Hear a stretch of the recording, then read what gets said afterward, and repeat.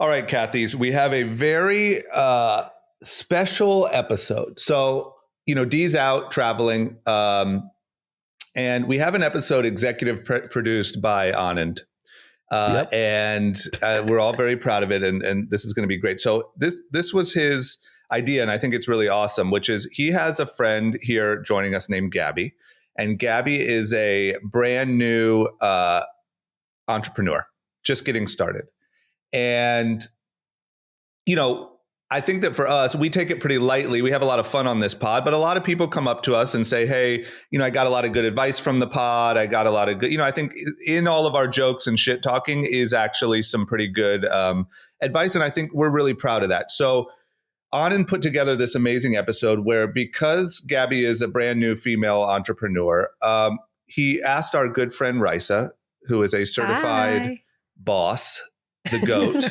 I think she's a celebrity at this point. No, she is a celebrity. She's been a celebrity. We had her on this pod like 3 years ago and we introduced her as a celebrity. Now she's like, no, come on, GOAT status. So, we love Risa and everything that she does, but we figured why not do sort of, I don't know, kind of a live session for Gabby to ask Risa anything, Risa to tell Gabby anything that comes to her mind about entrepreneurship. And really, it's not just about, this episode isn't just for female entrepreneurs. I think this is for entrepreneurs in general. I know that a lot of people that listen are just starting businesses or curious about starting a business. And so I think that there will probably be a lot of really good info for all of our listeners. And I'm excited. I mean, Rice is one of my favorite people on earth to ask advice and questions to. So I'm so happy to be here. I'm excited. Yeah. So there we go. Executive producer, anything you want to add? No, I think it would be great to give each of you guys give your bios. So Risa, you can start how you got in the game and how you got to where you are. And then Gabby, obviously how you got to your journey with your new company.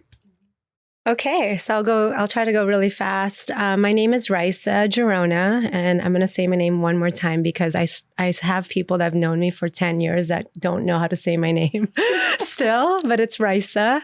I have been doing this for a very long time. I'm about to turn 43 next month, which is bananas. I had my own brand back in 2007. And didn't go to fashion school. I didn't go to business school, marketing school, or anything like that. I just had kind of this instinct to start to sell vintage clothing on eBay. And from there, my first brand was born. It was called Bridget Catisse, which is named after my grandmother. And Revolve at the time became my biggest customer. They were the first online retailer to carry my brand. And then fast forward in like 2008, 2009, I ran out of money and had to suddenly close the business. I had zero clue on how to fundraise. I didn't even know what any of these terms were because I was just winging it. And at that point, Michael Mente, who's the co-founder, co-CEO of Revolve, who's actually one of my dearest friends, basically said, oh man, that sucks. You have to close your business, the height of the recession. Why don't we start a brand together? You have to do all the work, which seems like you're, super down to do, and I'll fund the project. And we did just that. I agreed to it because it was like a lotto ticket, of course. So we started Lovers and Friends, grew that business into 3 other brands. And then in 2014, Revolve officially acquired the company that we started. And that's how I was officially able to get into Revolve. And at that time, they told me that I was a okay designer, but a significantly better marketer.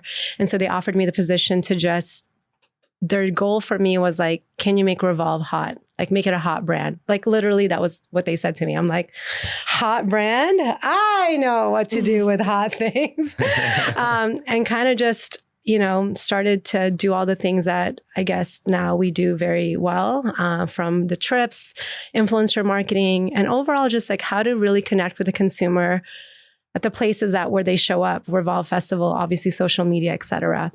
And then help take the company public in 2019. Actually, our IPO anniversary is fast approaching on June 7th. And now I'm here. Sorry, amazing. That took let me longer add than a few things. expected. I want to go ahead and spice up your bio, Risa. Spice it up. Risa's also a single mother. I am a Raisa single mom. also has the one, like literally, I mean this, one of the funnest lives of anyone that I know.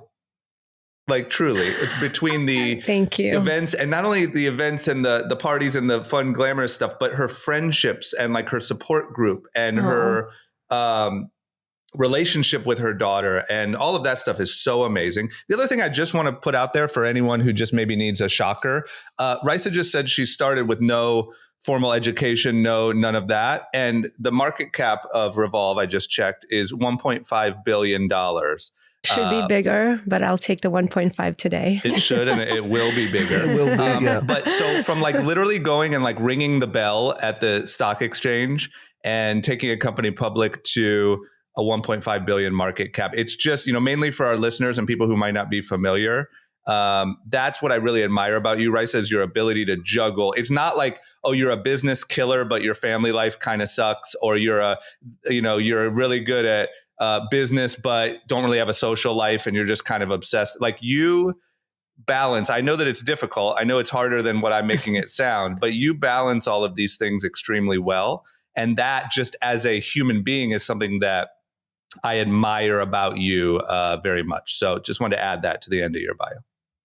Yeah, oh my gosh, that's great. you. Just to add, like, she's a devoted mother, but still, amazing at business, which I think is really hard to balance. All three of those. I am outside. I mean, it's like what? very hard. And she's at like a pizza slime party till 4 a.m. and then like making dresses with her daughter and then running a $1.5 billion, marketing team. It's just absurd. Hard, which I'm sure we'll get into in this pod, but it is extremely, extremely hard. And of course, Do you sleep? I actually get great sleep, but I sleep, and she gets great very sleep. early. No, like when I'm not partying, but I prioritize sleeping for sure. That's essential. But we'll get into even that word of like balance and how, all these things, because obviously like what I share on social media are just like snippets of like my life, and all the other hard parts are just hard, and I don't have time to share those. Not that I don't want to, but it's just like I'm not recording when, Dylan's having a bad day or I'm having a bad day. So I'm sure we'll get into that. But thank you guys for the kind words. Yeah, of course. And so, Gabby, why don't you give your bio? So I'm trying to think where to start. I also didn't go to college. I moved to LA when I was 18 with a dream to actually get into acting. That was very short-lived. I went to like UCLA Extension, and I was doing some courses in business because I decided that I needed to know something about it and was never taught it at school. And I got a job working for a real estate development company that I basically scammed into giving me a job because I made up a load of stuff on my resume. And I don't encourage that, but they weren't double checking. So I got away with it. And I moved to New York when I was 21 to basically build private membership clubs that still exist. They're called Spring Place. So that was my baby. And I did that not really knowing anything about real estate, but my dad's been in development my whole life and was always very much pushing, like, this is the world in which you're going to enter into. This is what I do. You're going to follow in this path. You're going to take over. So I did that for 4.5 years between New York and LA. And then I moved to Paris to manage my dad's real estate portfolio there. But always was obsessive over all things health and wellness, whether it was acupuncture, fitness, whether it was nutrition, whether it was the way that I was eating. I was always from 18 on a mission to feel my very best. And my time and energy, especially when I moved to LA, which was like so far from the English way of thinking about health and wellness, which is very still like outdated, and they aren't really ahead of the times when it comes to fitness and nutrition and things like that. I was dove into this world of like Goop at the time was huge, and I was reading every single article, and I was 17 at boarding school and reading up about everything. And I think it was always kind of in the back of my mind that it was something that I spent all my time, all my energy on. I was so passionate about it that when I stopped working for my dad, because that was just never going to work out. He's like a very strong personality and I'm a very strong personality. And I don't think that I ever worked very well underneath people. And I always liked to be my own boss. I went into health and wellness, and this was right as COVID was hitting. So I dropped everything and got certified as a Pilates instructor. I got certified as a health coach. I went to culinary school. I went to Le Cordon Bleu in London. This was 2020. And the goal was I wanted to build private wellness spaces in the UK because they didn't exist. And then I came to LA to really do market research around that to see what existed here, what did I like, what didn't I like. And I met my ex and I stayed. And I was like, okay, I'm not going to open another wellness space in an already saturated market in LA. So I started to think a little bit smaller. And I started working out on building a community of people that I could start training again and get more into like the wellness space in LA. And that is how I met Amanda and Anand initially. I was training for a company and then went out on my own, and they were one of my first clients. I was doing EMS with them. I still do EMS with Amanda. And then I was making how Gateau came about, because it's like, where did that come from?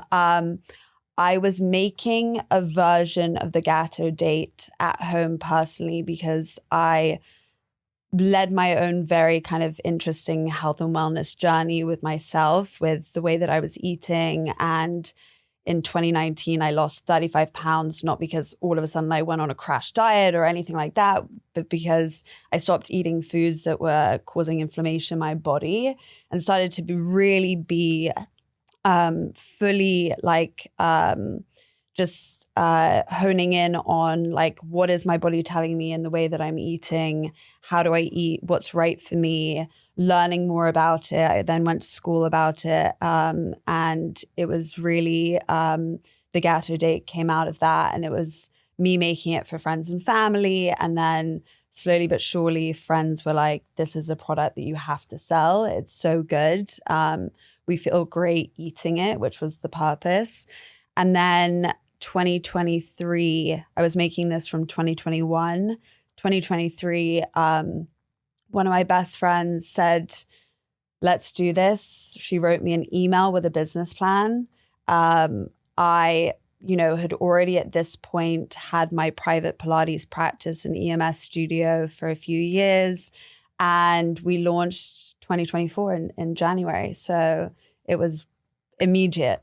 So can you explain the dates craze? Because I know it's like kind of top of mind with a lot of people at this time. And like, what's the health benefits? Just explain it so people know. So, it's interesting because dates have been around in different cultures for a really long time.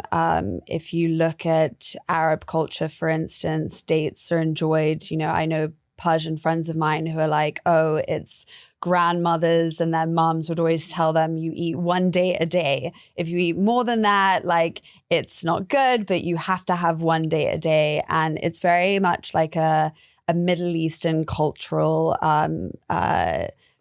thing that they enjoy at Ramadan, for instance, when people are fasting all day long, they break the fast with a date. So it dates back to, I don't know exactly when, but it's been around for forever in those cultures. Then there started to be a little bit of like a TikTok trend around dates and everyone making these like stuffed dates. And there are so many different varieties of this and what that looks like. But in terms of the health benefits, it really started to catch on recently that these are just like such a superfood. They are filled with fiber.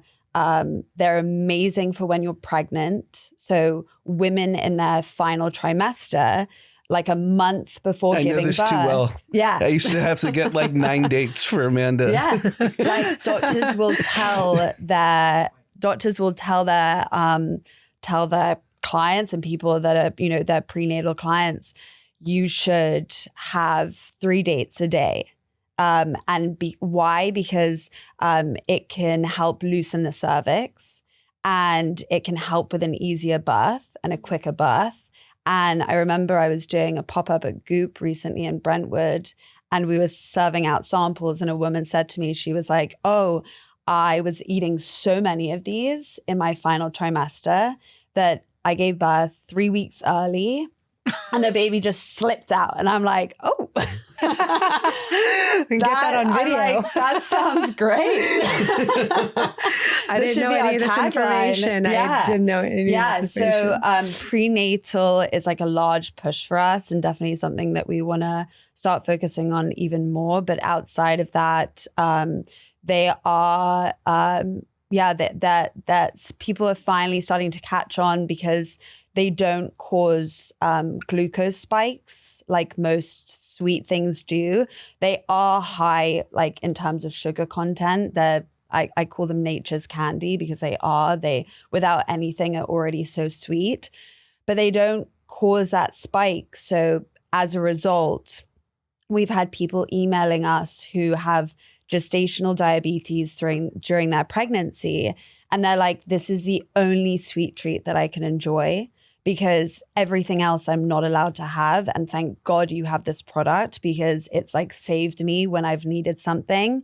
We've had people coming out of cancer, out of radiation and chemotherapy that are like, this is one approved sweet treat that we can enjoy because it doesn't create those spikes. So that's been really important. And I think when we started the brand at its inception, and it was never, ever going to be this, it was like, okay, friends and family.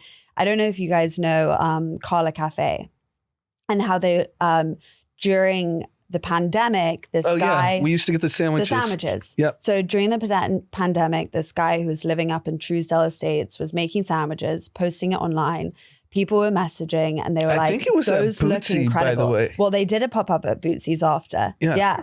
And people were picking up from his house.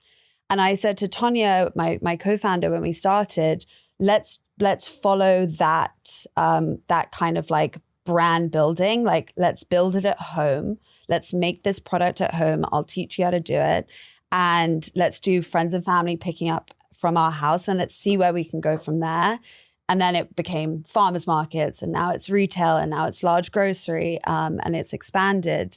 But the inception was like, let's just start, and like, let's not wait for perfect, and let's just get this out there. And we were selling in Amazon soap boxes when we first started. So now it's definitely an improvement. But amazing. Yeah. So drama, we could go 100 different directions. I'll let you moderate, as you are the moderator of the pod. Right. You lead the way. Well, let me ask this. Gabby, is there any, like, the big top of mind question or the thing that is the most difficult, or is there anything that stands out to you as like, this is the most frustrating, difficult, challenging aspect of trying to do what, I mean, everyone in this room knows what it's like to try to do what you're trying to do, that we all know that feeling. And I feel like it can be very scary, and you can kind of second guess yourself a lot, and you can have, feel like there must be something you don't know. Is there any like common frustration or big issue that keeps repeating itself in this process so far? Yeah. I mean, CPG and food space is very specific. So I'm going to ask a question that's more marketing related, because when we built the brand, neither my co-founder and I have any marketing experience whatsoever. I also don't have food experience outside of, going to culinary school. She's ex-McKinsey, so very much like a business brain. So for us, it was about building a brand around an amazing product, not chasing virality, not chasing those like Instagrammable moments, not focusing so much on that because we just don't have the like whereabouts of how to even approach that. And when we first started, we got very organically through farmers markets, influencers purchasing our product and posting it. And we've subsequently became friends with influencers and started to build out more of a marketing campaign. But for someone who's built such like a prolific brand, and marketing is such a large part of like the Revolve DNA and its success. I think my biggest question is like, how do you still champion like what you guys are creating at Revolve when it comes to the brands, at the same time as still like utilizing, you know, we live in 2025 where influencers are so important and marketing is so important. So how do you like balance having such quality like products and making sure that you're championing those and still creating those, and it not just being a marketing company, but at the same time using the marketing hand in hand and like building that out and using the influencers in the way that you guys do? Yeah, that's a great question. I mean, for me, product is first and foremost. And I say that every single time with every single person that's asked me this, as well as the internal team. Like, marketing is just like cherry on top. If you have an okay product but incredible marketing, that company will never go that far. The reason why Revolve's been around for 23 years, yes, it's like the marketing that's fueled the growth and will continue to. But at the end of the day, we have great brands on the site. We have incredible products and incredible operations. Like, these are like the non-sexy things that people don't talk about. But I always want to give a lot of love and shine to, you know, the teams that do that day in and day out. Like, anytime I see somebody on the street, the first thing they tell me is like, Revolve has the fastest shipping ever, best returns ever. And then they'll say, you guys have really good parties. And so we've enjoyed them.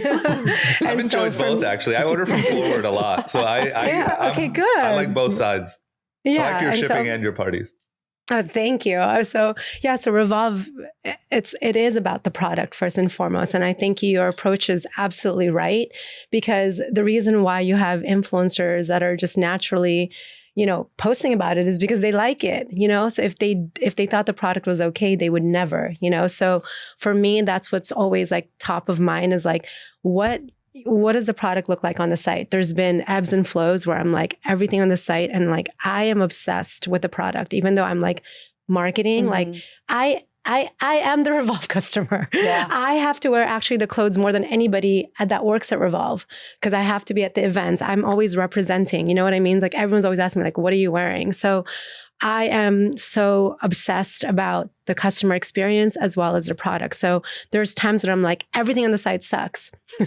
And there's 65,000 SKUs at any given time on the site.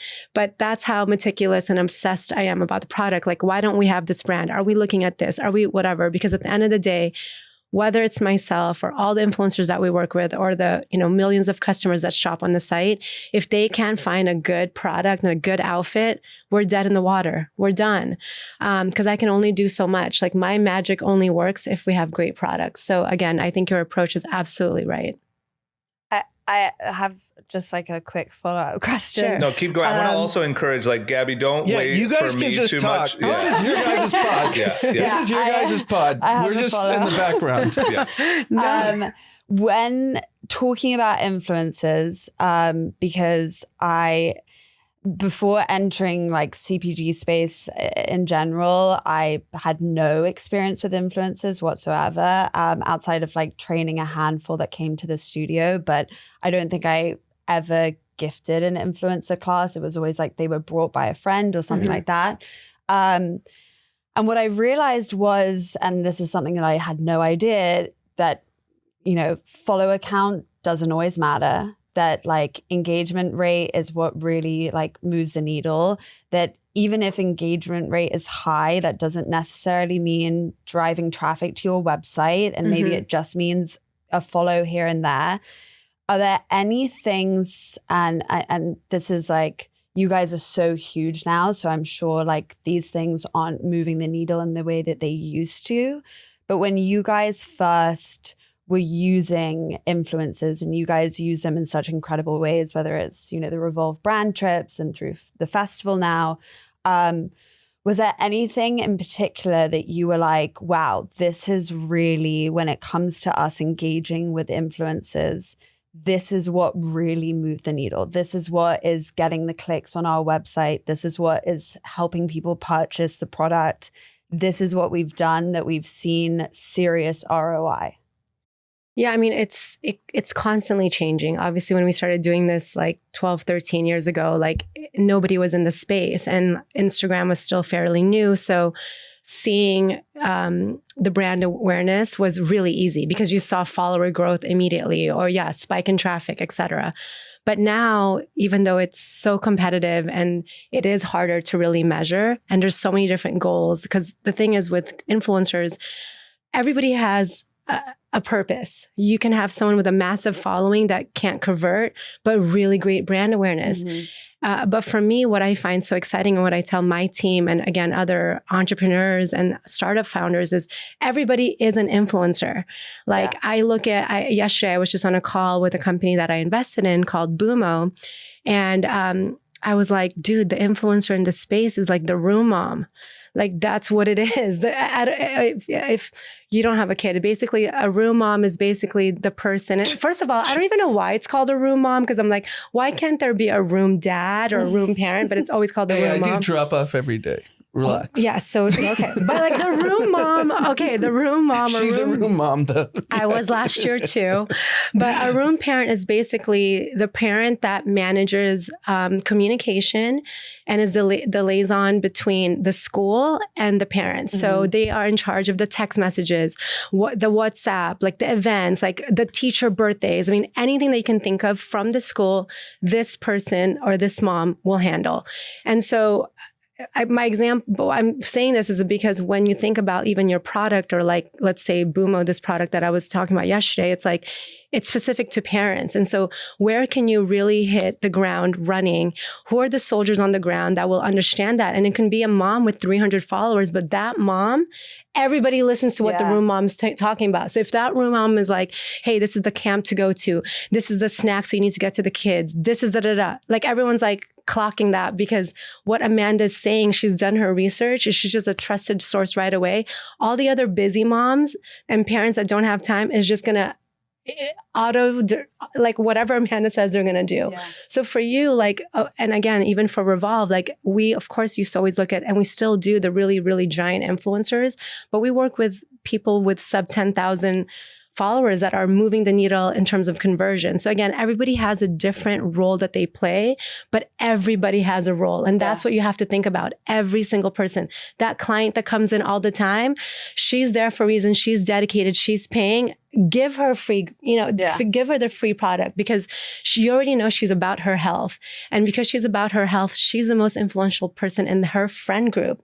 And she can convert 4 other people to start buying the product, to start going to your Pilates studios, to whatever. And that just can, multiply to obviously the really, really big girls. But that's how my approach is to everything, is like, who is on the ground and who understands and who is the most influential person in that friend group, even if that friend group is 10 people.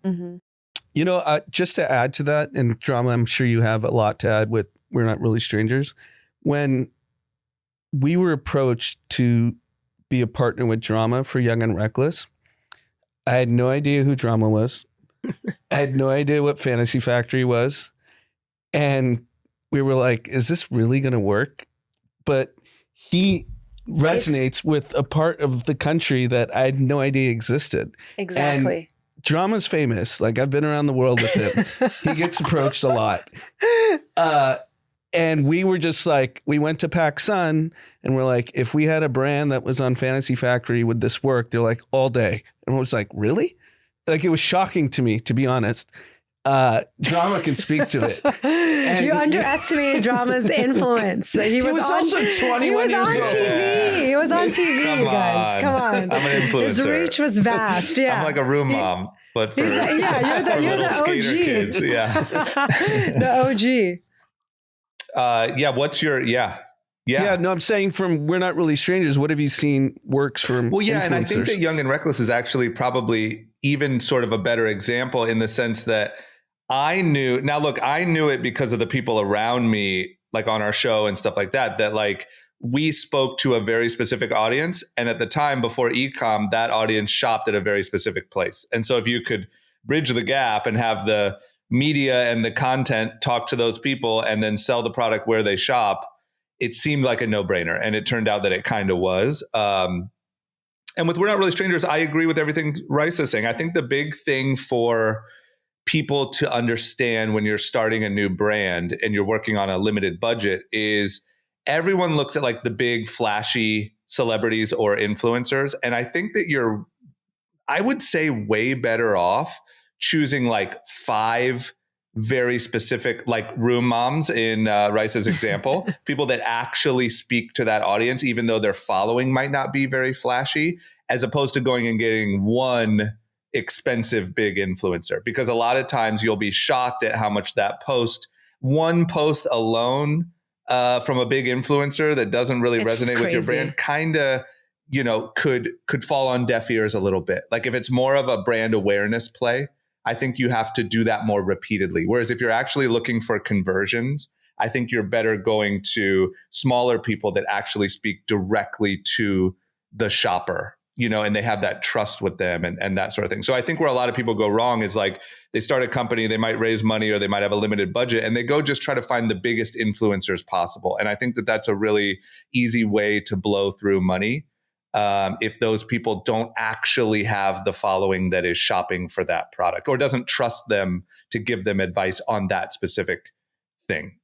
For sure. And I do want to add too, is that like with you, because you already have that touch point where people who are just buying this on their own, like that's the easiest way for you to make that connection. And that's what I also tell like young entrepreneurs is like, see who's tagging your brand in the post, like go in your tags. And like, that's like in itself, like just so much information. Cause you can see like, okay, if there's an influencer that again, just bought your product by themselves, like they're into it. Like you could just easily reach out and be like, oh my God, or like whoever. So like go in that section of your post and see who's like, who really is, I don't want to use the F word, but who's, who's like fucking with your brand. And then it makes it easier. We cuss a lot more than that. It makes it easier to reach out to them because it's not a cold call. You're like, hey, you love my brand. Thank you so much. Yeah, I run our social media, and I remember the first influencer to ever post us. It was our first ever farmers market. We were at Melrose Place, and she came over, and when we launched, this was February, when we launched in January, I had an idea in my mind of like, I want to get Gateau to this person. And she happened to show up at our first farmers market organically. I love this. And literally spoke it into existence. It was honestly wild. And I had no idea outside of this how I was getting her the dates. So she shows up, she buys a pack. She then goes to Leora Cafe, who was the first cafe to stock us. And she films a TikTok. And we're not really a TikTok brand at all. We don't have a huge presence on TikTok. We are an Instagram brand. So I get sent it from friends, and she films herself and she writes like, I love supporting small businesses from the farmers market. And she films eating the dates. And after that, it just like had this snowball effect. And she did it organically, maybe like 6 times after. And now she's like one of my closest friends. That's like really lucky because that doesn't happen. but that's because you have a good product. This should make you feel really good. Yeah, it was amazing product. Because I think what I learned about this whole experience, and I'm going to touch on something that Drama said about like where to kind of spend your money, and what I've learned in the past 16 months of having Gateau. It's that when you have people like that and they champion your brand organically, and then it became like very much a personal relationship that I built with her. And now she's one of my closest friends. And it went from Gateau to then her training with me and everything. We've done events together.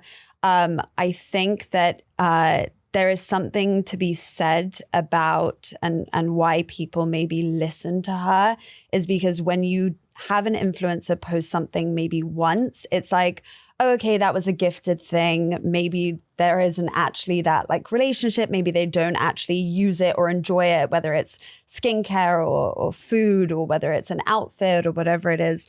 But when you have this person who is posting and it becomes part of like a storytelling, and they have this like organic, real relationship with the brand, and you can tell as a consumer, and I'm someone who like, I am the Gateau customer, like you said, for Evolve. Like, this is the product that I would buy. Mm-hmm. I am like the biggest click shop now on Instagram. Every single ad gets me. I spend way too much money. I am that person. I think when influencers are posting in that way, it just becomes like something that becomes then trusted. And when people have that trusted outreach, whether it's someone with 600,000 followers or whether it's like a micro influencer with 15,000 followers, I've seen far more from a micro influencer at times than anything else. But like you said, it isn't always something that you can quantify. It's sometimes just something that's like building brand awareness. That's the thing. Like, sometimes it's like one of the biggest, like, not frustrations, but I'm like, when people ask me like, well, I'm not seeing my ROI. And it's like, dude, it's like a billboard. Yeah. You know what I mean? Like, that's what it is. It's like a TV ad. Like, it's building over time, like Revolve, like the brand it is today. Like, that took a decade. Yeah. Okay. It took a long time for us to be here. Like in the beginning, like no one knew if it was going to work. Like it was kind of just like, we didn't have a budget, just figure it out, make the brand hot. And I was just like, what do hot girls like to do? Mm-hmm.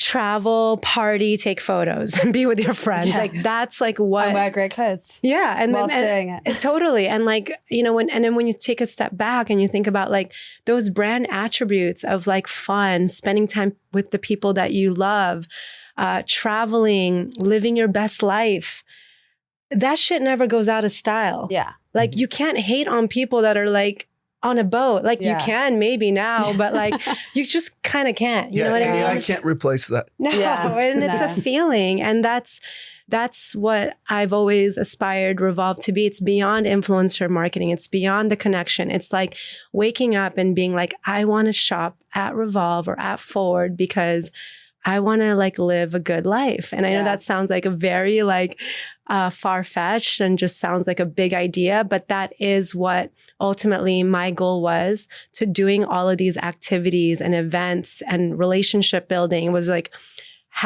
live your best life, like whatever that means, from working out to partying, etc. And I was going to say too, with your brand Gateau, am I saying it right? Gateau? So Gateau. Exactly. Okay. It's meant to be, so my name's Gabriella, my co-founder's Tonya, Gato from our names. Nice. And then we were playing on Gateau in French means cake. So we were playing on that like sweet indulgence. We like that. In Spanish, it means cat. That's like not so connected. You guys like love something cats. that I have to address. My co-founder has a cat. Great. So there's that. I was going to say that like what's great about this product is that you can post about it every single day because that's your tagline, a day to day. Yeah. You know what I mean? So it's like, and you can snack all the time. Yeah. So it's like, it's not something that you use once in a while, like a car wash company or whatever. Like this is something that you can literally post and talk about all the time. Yeah. And that's one of the things that I love about a CPG product is like, it can be a part of your day. Yeah. I think for us, it's interesting that you say that because when we first thought of Gateau and thinking about like not chasing virality and not chasing those moments and just creating a brand, I think a lot of brands nowadays build something completely out of hype. And it's great in that one launch moment where everyone wants to buy it and everyone wants to take a picture with it or everyone wants to try it. But I don't think it really builds a brand with any staying power. And I don't think it builds a brand for longevity. And for us, it was like, okay, we want to be a brand that exists forever. We also want to be a brand that isn't just like a one-time moment. More than a third of our customers are repeat, which for It's CPG food space is incredible. Are there a lot of competitors in the space, I'm sure?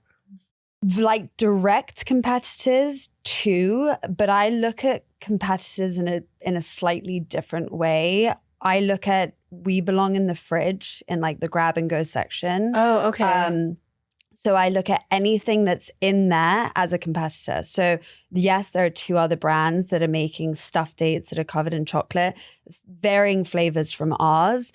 But outside of that, there are like, I compare the other things in the grab and go fridge. There are the Perfect Bar. There's Honey Mamas. There are Glow Nuts. Like those are all things that exist in the section that we exist in. Okay. So in my mind, when you're going to grab a Gateau, you're choosing between us and you're choosing between them, not necessarily always us and another date brand. Got it. So Okay. I kind of look at it in like a larger scope because your competitor is like anyone that it's any better for you, sweet, indulgent treat that's in the market alongside us. So I think that was really important. I wanted to really quickly touch base on what Drama was saying about like when you start out and spending money, and I'm sure this is something that you can really like touch on and address.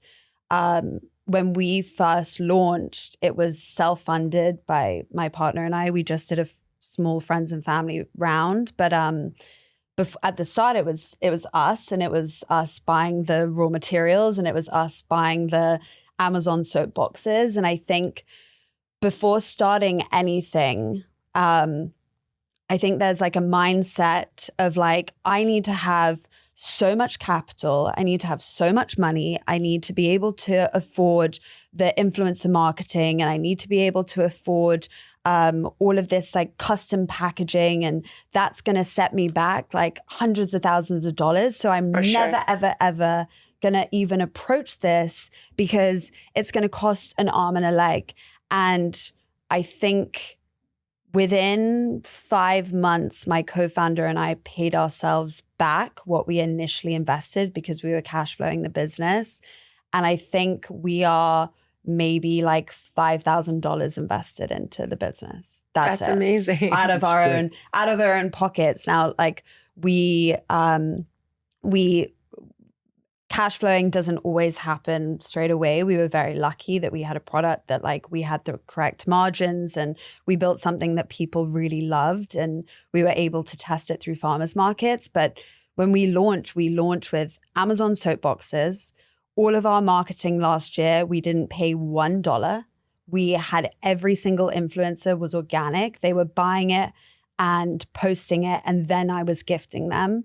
So the only thing that we ever spent money on was just gifting our product. And what I think we learned was you can never give enough product away. Like giving away product is to us like our biggest marketing thing. And so I think there's just this idea that you have to have so much money out the gate to create something. But if you have an incredible product and you feel strongly about it, like you don't need the large PR agency to start with. Like we are 16 months in, we're bringing on a PR person next month, but like we've been doing this ourselves. You don't need like the $5,000 a month, like social media manager. Like we are doing this now with like someone part-time, but this was all us. Like we hired a college student that we were paying like a few $100s a month at initially. And before that it was us. And I just think there's a misconception that you need to have so much in order to launch. And I think that's what really holds people back. And they wait for like perfect to happen. But if you wait for perfect, you'll never, ever end up doing it. For sure. I also think it depends on, of course, like what the business is. Yeah. Like some business are, cash intensive, but your approach again is absolutely right. Like you have to be really scrappy. You have to be creative, and you have to just do every single job at the company. Yeah. Yeah. That's what I always say. Like you have to know how to do everything so that you know how to manage everyone. Because if you've never done it, then you don't know what's like good. And I'm not saying you have to be the best at it. Like I'm zero best at a lot of the jobs that on my team, but I've touched it and I've somewhat done it to be like, okay, you actually are better at this than I am. And these are all the things that I've learned. So yeah, I think you and your partner are, again, approaching it really the right way. Yeah. And the one thing, go ahead. Well, Drama, just a sorry. quick question that I noticed something that I wanted to highlight, and I wanted to get your take on, Raisa, is Gabby, when you were talking about that influencer that showed up at the farmer's market, right? And then she posted, and then you sort of befriended her, and now you've done stuff together and whatever. The thing, and I might stumble through this, but it's something that I really admire about Michael and Raisa, what they do with Revolve, is I think that like we live in a day of like influencers launching businesses, right? Like being the face of their company on social media. And I think that that's really popular. I don't think that's obviously not the only way. I don't feel like anyone should. I want to make sure that no one feels like they have to have like a following to launch a business. That's not the thing. But the thing that I do think is kind of universally true is being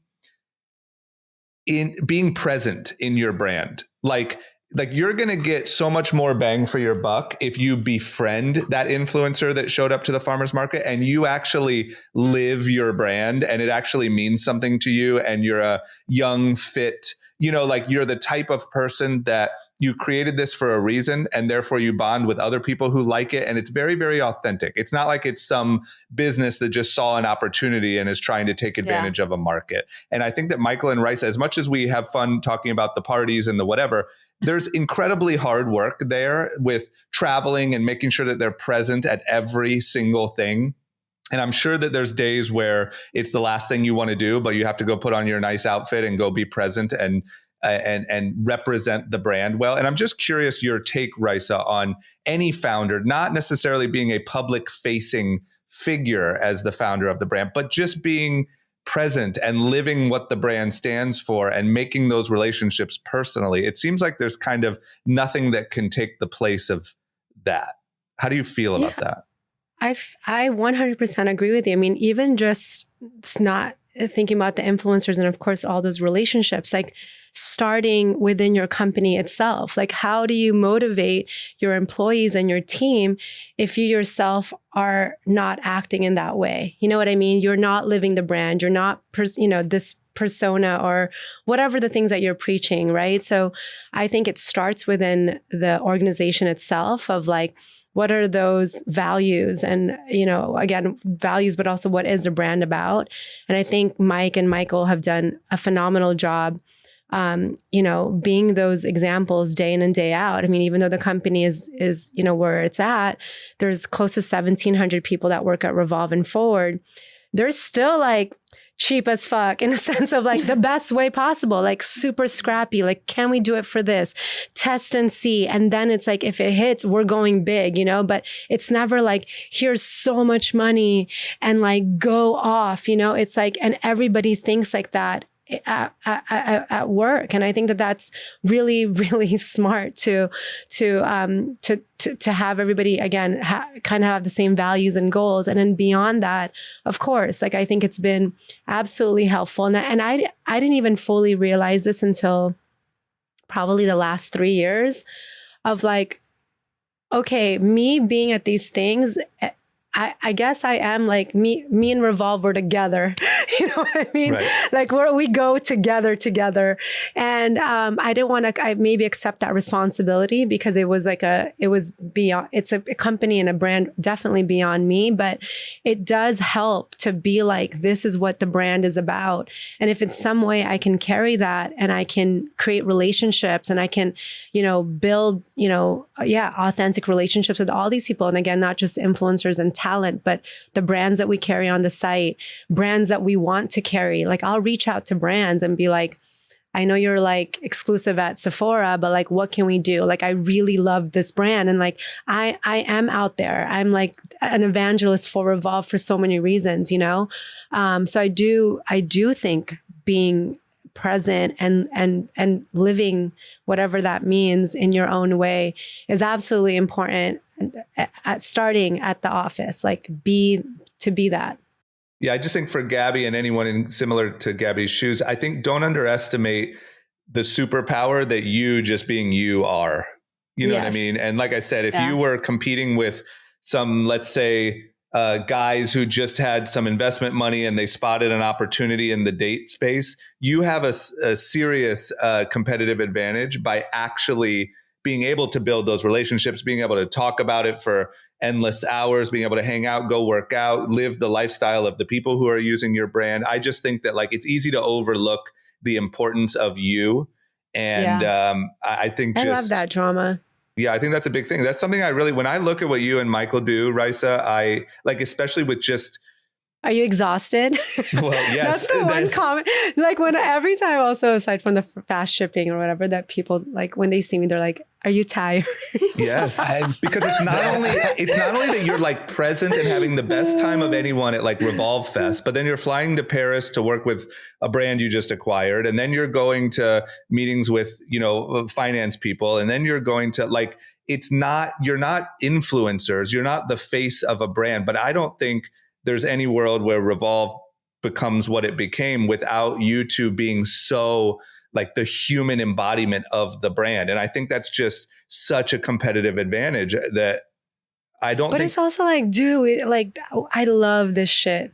Right. I love it so hard. Like I love working. I mean, of course it's tiring, but that's what I think. You have to. Like you have to. But there are like founders who don't like what they do, or like it's real, you know, of course there's going to be moments where you don't like it because it's stressful. Like you're dealing with tariffs or whatever there is. Like there's so many things that will come up. But at the end of the day and at the beginning of the day, you should like love it, you know? And I actually just said this to Michael yesterday. Like, I feel like one of my superpowers is like, I think the glass is half full always.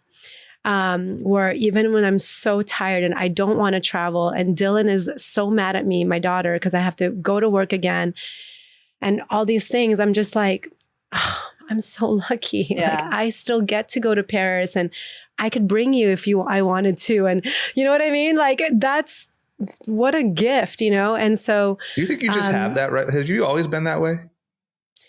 I think so. Like, do you think your parents? I'm just like realizing all these like random things about me that I'm like, okay, that could be a thing that I can really lean into, or especially now, like having a daughter. It's like, I know when we texted about the show, it's like, okay, like how do you like teach somebody, you know, else, right? Especially I think as a woman having a daughter, it's and of being a very, you know, active, wanting, successful mom, it's really hard. It's really hard. A room mom. Like I was a room mom last year, just like because I wanted to like, I don't know, because my ego was like, bitch, you can do it all, you know? But I was like, never want to be a room mom again. That job is so hard. But it's so hard to balance this idea of wanting to want these things for yourself and show that to your daughter that you're a badass woman, that you can have it all, but then also being like present and being there because, you know, she just turned 7. So there's still like, she still like wants her mom all the time. So it's a struggle, you know, and again, something that obviously I'm not like posting about, but it's really difficult to be a woman now in 2025. And I think as more demands for a woman, you know, we've had more opportunities, which is incredible, but the demands of women hasn't changed. If anything, it's stayed the same, and the expectations, you know. So you're saying you feel like you have to be the room mom, but then if you want to pursue a career, you still have to balance the room mom. Yeah, and it's not even just about the room mom. It's like, no, I get it. But yeah, it's just it's like all these things. Yeah, like you like be a boss bitch, then you have to dress cute, then be fit, then eat right, then get to sleep. What about your skincare? Be a present mom, be a room mom, be a really good friend. Have you checked in with your parents? I mean, like the list goes on, and that's what it means to be a woman who wants all these things for herself. Like try hot Pilates. Don't. Maybe you should run, lift weights. You're just like, what? Right. Like again, like the demands and the demands have only increased, and the expectations of a woman have stayed the same.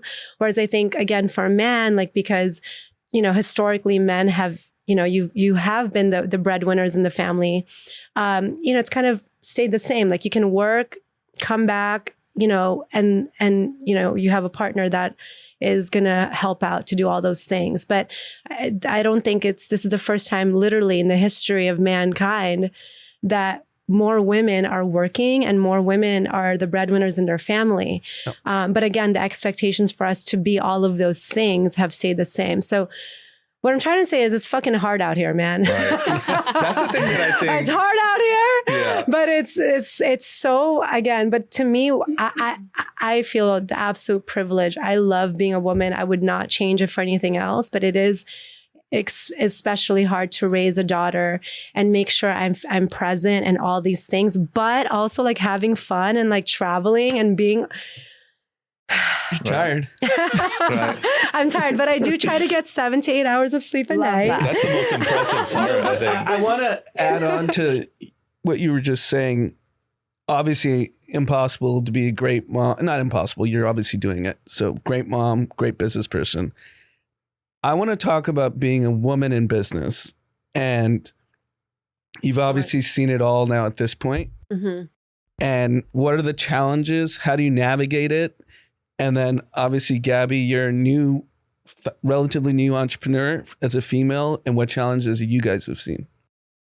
Yeah, I mean, I think in the beginning, I was very self-conscious about being in a room where it was actually, I had this conversation recently about like, oh, did you ever feel different because you were like a Filipino woman in a room? To me, it was less about being Filipino, but it was more about being a woman because I was always like, oh no, I was in a room with like 8 dudes. And while I did go to college at UC Irvine, I didn't go to like finance school or business school or anything like this. I wasn't very good at like spreadsheets or anything like that. So I was always very intimidated about like not knowing. And the things that I was good at felt intangible and not like you couldn't measure it. Like, how do you measure vibes? I don't know. I don't know how to measure vibes. But like, that's what, I mean, ultimately like what I was good at. So I was like, oh my gosh, like I always felt like less in the room. But the more I like entered the space and asked questions, which also in itself, like asking questions and raising your hand and saying, I don't know what this means. I don't know. I'm not following you along. Or can you like repeat that? That took me years to just even be able to admit to myself that I want to admit that out loud. But the moment I did that with men in the room, like, of course, some people were like jerks, but mostly everyone was like, sure, like, let me explain this to you. Let me put you on, da, da, da, da. And it really does start with like Mike and Michael. Like they have always been so, of course, like great with giving me opportunities, but they never made me feel less. If anything, they were just like, do more because you're really good at this. And it's okay if you're not good at this.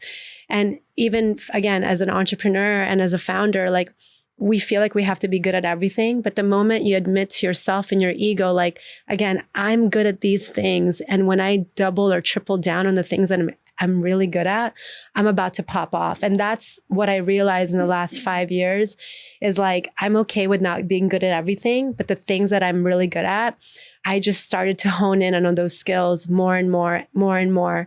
And now I feel like, okay, I can basically do so much. And I'm not afraid to be in the rooms anymore with like a bunch of men who I know they are not good or not as good at these things that I've really like honed in on my skills and have read about and like practiced and obviously have had success.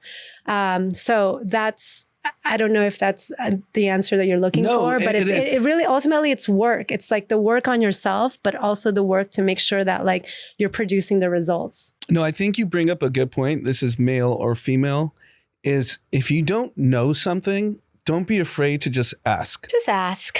Yeah. Like, cause it took me a long time because of my own insecurity just in business and investing. Like when Stripe was going crazy, I literally had to call my Silicon Valley like genius friends, like, what the fuck is going on? Like, what do I not get? For sure. It's like, what is interchange? Like, I didn't understand any of it. Right. And I was just like, I'll just ask. Right. Yeah. And that's what something that like I practice on the daily and something that I teach Jill in every single day. It's like, the more that you don't ask, I always tell her, like, I try to like do a photo. I'm like, this is, whether it's her heart or her brain, I'm like, your brain is this. The more you ask questions, it gets bigger and bigger because you're like learning. And the more you tell yourself, I know everything, the more your brain gets smaller and smaller, you know? And I carry that with myself because I'm practicing it where I'm like, I'm not afraid. And I think that your ego, all those things, of course, always get in the way. But when you have just like one, confidence in yourself and, you know, the success to back it up, I feel even freer now to ask whatever the fuck I want. Cause I'm like, tell me, explain to me, tell me. It's funny because it's like primitive. So like we have a 3-year-old who's just like, she'll ask questions about everything. Right? So cute. Yeah. Right? Like, why? Yeah. Why? You know, just like, that's what you should be doing as an adult. Right. For sure. Right. But we Isn't lose there that saying that like you should always listen more than you speak or something like that? There's like a saying around that. Our daughter talks more than she listens. I'm really lucky because my co-founder and I are like two halves of one brain. She's very much like business, numbers, Excel, spreadsheets, all day long, can do that in her sleep. I still basically count to 10 with my fingers and can't do like any multiplication whatsoever. And I'm like the complete opposite side of the brain. And I think where we've found huge success is understanding where am I, like, what are my strong suits? Where do I excel? Where am I, where is my time and energy best spent within this business? And the two of us, you know everything that the other one is doing. And we both like got our fingers on every part of this business because it's just the two of us. And when you're launching a brand, you are doing everything. But we know where we really excel. And when we don't know something between the two of us, we hire out for it because just at ask this ChatGPT. Yeah, exactly. Right. Now it's my best friend. I'm gonna ask ChatGPT anything. I'm like in a meeting with our lawyer and he's like saying words and I'm like, what does this mean? Oh, Please. dude, like All the day lawyer thing, long. I'm like, I just run all the freaking contracts now through ChatGPT. It's like the most, it's like the best thing genius. ever. It's I'm just such like, a hack. It's genius. Yeah. I also think that like hiring for us, like hiring people that excel in the areas that we don't, like we can spend the time and energy trying to learn something, but we're going to make mistakes. We're going to fuck up. It's going to cost us. And it's going to be far more effective if we hire out for someone. And it's not always, always a positive experience. Like we've brought in consultants and hired people that are meant to do a job that we can't do. Yeah. And they've fallen short and haven't done that job. But more times than not, like it's really helped take things off of our plate so that we can really help grow this business. Like we were. I do want to add something about like hiring. Yeah. Again, this is an advice that I give to a lot of like entrepreneurs is when I moved over to Revolve officially to do basically marketing, there was like nobody that worked there. It was like me and I think one other PR person who's still there. But I built the team from the ground up because I believe that relationships you should own. And when you start hiring like press, social people, external people, when they leave, those relationships are theirs. And so for me, it was essential, like what Drama was saying was like, I built every single relationship with every single influencer, talent manager, etc., and would then pass it down. And that's how the team is built. So that if anybody ever left, like I would still know. But when you have agencies that you pay thousands of dollars to, it's really hard to manage those relationships. And more importantly, they are only a fraction of their brain space and their time. When you have somebody full time, they need to think about you full time. But when you have someone that you're paying like a retainer, you're checking with them like once a week. Like they're thinking about you once a week, 10 minutes before that meeting. So like save the money, hire someone young, train them, understand what they're doing. And again, foster those relationships in-house so that you own them. They're yours. Yeah, that's a great point. Like that. Yeah, that's great advice. I mean, even that resonates with me because you're so like pulled, like the agency thing is so enticing and it just seems so like, okay, so I just pay a fee and you guys got it and whatever, but it never fully checks out. They don't got it, dude. Yeah. No, there's of course some that got it, but I think when we just started to have a retainer on an agency. This is like real talk, like maybe 4 years ago. Right. Every PR person was in-house, every influencer person, partnerships, everything, because even partnerships, like those collaborations with other brands, like, you know, like maybe that's a weird thing, but I firmly believe that, like that, again, relationships to stay close to you and the company. And once you farm it out, no one's thinking about you as much as like a full-time employee. And even those people don't think about you all the time. Imagine someone that, again, you touch base with once a week. What? No. I'm curious, Gabby, do you feel any, like at this stage, because we talked about all of the like female entrepreneur thing, at this stage in your career, do you feel any negative or insecurities, or is there anything about like being a female in this space that is hitting your radar yet? Or how's that feel for you? It's interesting because in the different fields that I've worked, it's varied. When I worked in real estate development, it was a very male-centric environment that I existed in. And so I was 21 when I first started and very much didn't know anything and had to navigate like misogynistic comments and people speaking down to me. And it was a lot of older gentlemen I was a project manager, so I oversaw everyone. And it was gentlemen in their 50s who were like, this 21-year-old's going to tell me what I need to do and what deliverables I need to have by the end of the week. Like, I'm not listening to her. And the first meeting, I remember my first ever project in New York, I sat down at the meeting and someone cracked a joke about me and my age. And I turned around and I said, you can make all the jokes in the world, but if you don't deliver the project by this date, I'm going to charge you every month like X amount of an additional fee on top of like what we're currently paying you. I'm going to start taking off of that fee. And he turned around to me and shut up very quickly. And then proceeded the next week to bring me a hard hat that had a skull on it.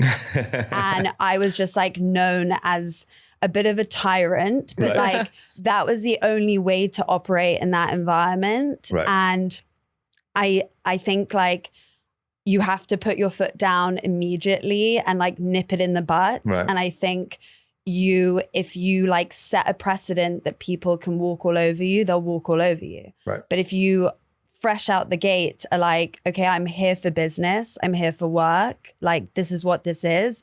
We all have a job here and we all need to deliver on that job. And if you're not going to do it, then like, there's the door. Like if you don't want to work with me, then don't work with me. And I think with Gateau, I think it's also like something innately that I have as a person. I've never ever had a fear of failure. And I think that like when you start, like, tell me how you did that. Give us advice. Like I've started a lot of things. I didn't go to college. I came to LA when I was 18. I really didn't know what I was going to do. I started a music group when I was 18 years old called LMG, Labby Music Group. Can we hear a voice? I didn't know this about you. I wasn't signing myself. I wanted to weirdly sign trap house DJs at this time. And I had how it came about was I worked for an independent music label, and the founder of it got really inappropriate with me one night, and he had drank too much. And I never showed up to work the next day. A week later, I had launched an LLC, and my plan was I was going to poach every single artist that he had under his label and basically put him out of business. So I created my own music label. And then I was like, I have no idea what I'm doing. So like, that's not going to happen. Right. But I think when I start these things, and I think it's a very, I think it's not only a mindset, but it's also just, I'm in a very advantageous position because I thankfully like have a family that's very supportive of me trying everything. And I literally have tried everything. Right. My friends all joke that I'm the most certified human being alive, Right. but I never went to college. Right. It was just a shift of like, okay, I'm going to go out there and I'm going to try it. And if it fails, I'm going to have learned so much about not only building a brand, whether it's a Pilates studio, whether it's a CPG product, whether it's real estate. I'm going to learn so much about what I've done because I'm going to give my everything to this project. Right. And if I fail, I'm going to take all of that and I'm going to take it on to the next one. And I'm going to know so much more. And I think like being able to pick yourself back up and not have this fear. And I think that's what stops a lot of people from starting things. Right. But it's been my kind of mindset, whether it comes to relationships, whether it comes to work, anything like that. Right. I think it's about understanding your own worth. And I think the first time I ever heard of like imposter syndrome was when I was in the US. Right. It didn't really exist in the UK. It wasn't something that was like ever discussed. Right. But I think understanding your worth, what you bring to the table, understanding your capabilities and your limitations. I think when you have a really a great understanding of who you are as a person, Right. then you can go out into the world and you can bring something to it. And if it speaks to you you're intrinsically connected to it, and you have this like relationship similar to what you were saying about, you know, a brand, whether it's Revolve and you guys as a team and you being so intrinsically connected to Revolve itself, and whether it's like me and Gateau, we are one and the same. Like, this is my baby. I'm intrinsically connected to it. When people see me in the street and they know Gateau, they're like, oh, Gateau. Like, they're not Right. calling me by my first. Like, we are the same thing. And I think when you take something out there into the world like that and it's intrinsically connected, it's scary because you kind of connect your self-worth to it in a sense. So Right. if it fails, it's like, I'm a failure. But I think if you give it your very best and you try and take everything as a learning lesson, Right. then you're never really failing because you're always getting something back from it. Yeah. Yeah, I agree. Yeah, well said. Okay, I got to get back to work. What do we do? Is there anything we want to say? I know, I'm like, we have like a meeting or I just looked at my time. I'm like, oh man, Is there we're anything, late. executive producer, anything you feel like is missing? No, I think we covered pretty much all of it. Just want to say our son Maverick, he's on a strict diet, and Gateau dates